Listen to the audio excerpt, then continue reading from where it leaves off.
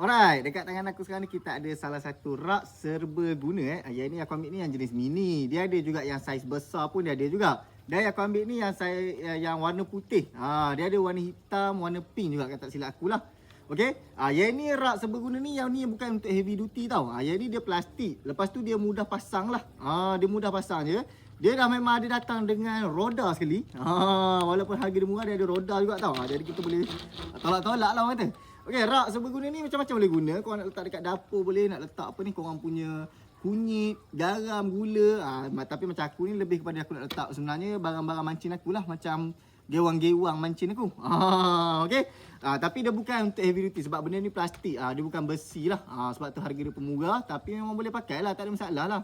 Untuk barang-barang yang ringan tu kan. Okey. Dekat mana nak grab ataupun yang mana nak dapatkan rak serbaguna yang macam dekat tangan aku sekarang ni, kau boleh tengok dekat beg kita tu sekarang, tengok berapa yang kau dapat. Okey.